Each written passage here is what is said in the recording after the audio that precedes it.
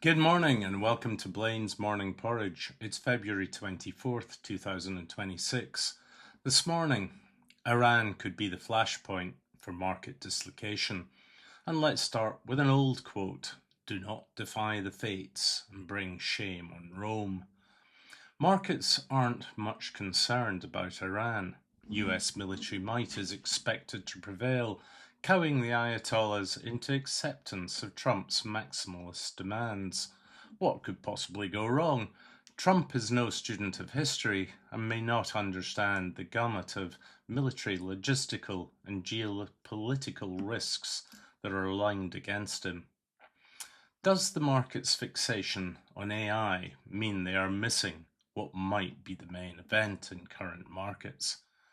In 53 BC, Marcus Licinius Crassus, the senior member of the Roman Triumvirate and the richest man in Rome, was nervous of Julius Caesar's rising popularity from his military successes in Gaul. So Crassus led the 7 legions of the Eastern Army into the desert to restore and enhance his own military lustre. Incidentally, a move made without the approval of the Senate and the people of Rome, which you probably know from the initials SPQR. His army was annihilated by Persian heavy cavalry and horse archers at the Battle of Carrhae. And glancing through the stock market commentaries this morning, the noise is all about the end of the first soft industrial age, the collapse in software stocks, dinosaurs that will be replaced by evolved AI. Investors are wondering how much more damage AI will inflict upon businesses. Every firm that employs people to actually think is at risk. How the global economy evolves as a result of AI will have profound market implications tomorrow. But today, the imminent threat might be elsewhere. And markets are often blind. This morning, analysts are pitching investment strategies which barbell the soft side of the economy in terms of hyperscalers versus industrials for the hard stuff, while shorting the soft middle. Next up in the tumbril for the AI guillotine will be banks and investment managers, because AI is going to do it all so much better, and quite who the AI revolution is going to leave in a job, earning enough money to actually consume anything in this new economy is, well, it's kind of unclear. But put all that stuff aside for a moment. Today, buy missile producers, buy tank makers, buy weapons systems. We might be about to get a thumping great lesson in logistical facts, economic reality, and geopolitical shifts. And let me explain that in a single word: Iran.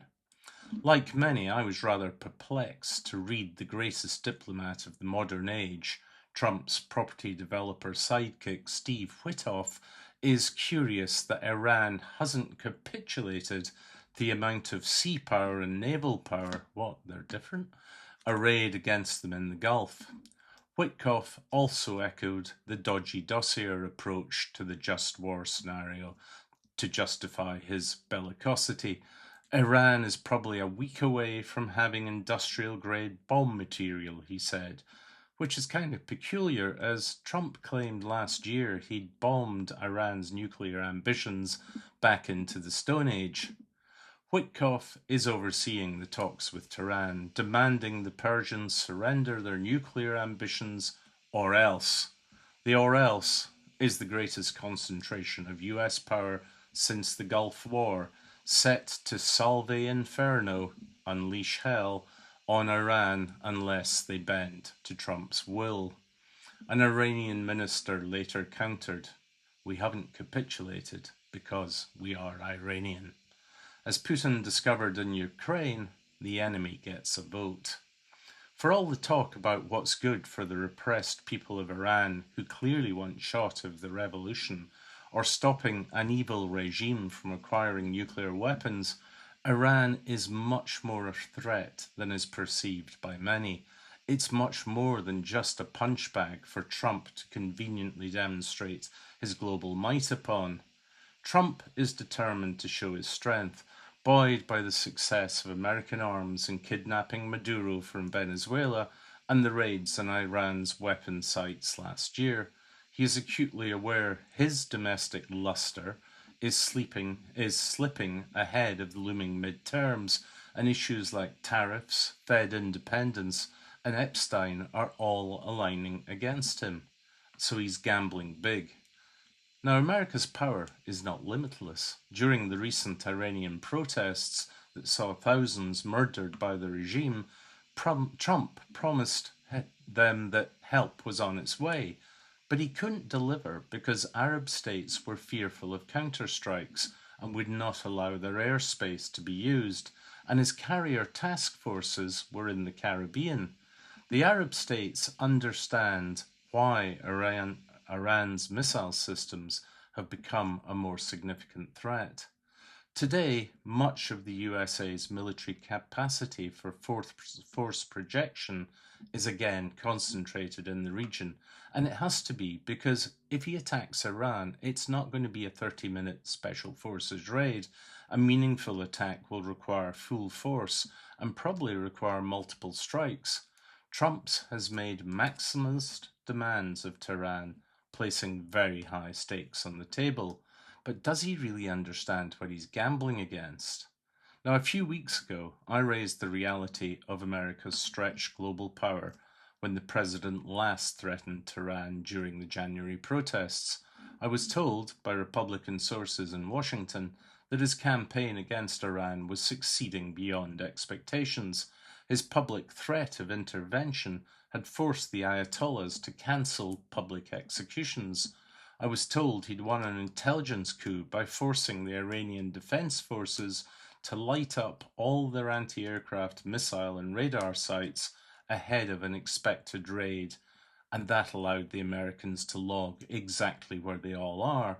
I was told that American psyops were fermenting further internal dissent, and it's only a matter of time before sanctions cause the economy to completely collapse. I was told that America controls all the options and Iran is completely on its own.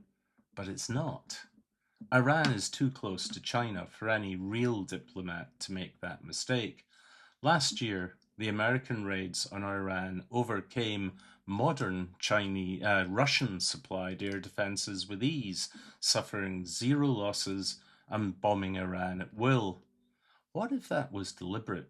What if China has been quietly supplying its latest high-grade, very modern tech radars and SAM systems, that's anti-aircraft missiles, that can spot and take down American stealth aircraft?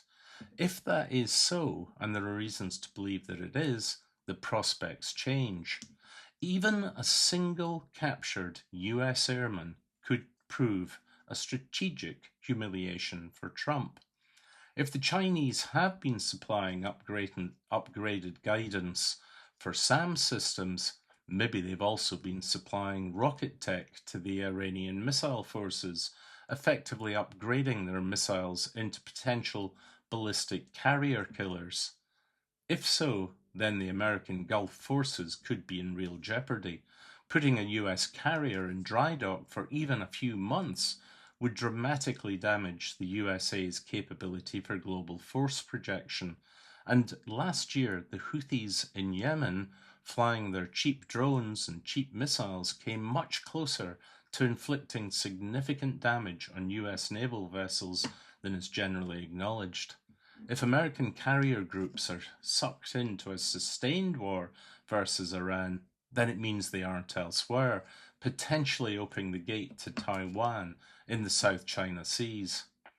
Now, Iran employing Chinese capabilities is a clear game-changing threat, and that may be why the US chairman of the Joint Chiefs, General Dan Kane, is said to have raised a second issue, warning Trump about the serious logistical limitations that a sustained campaign against Iran could raise.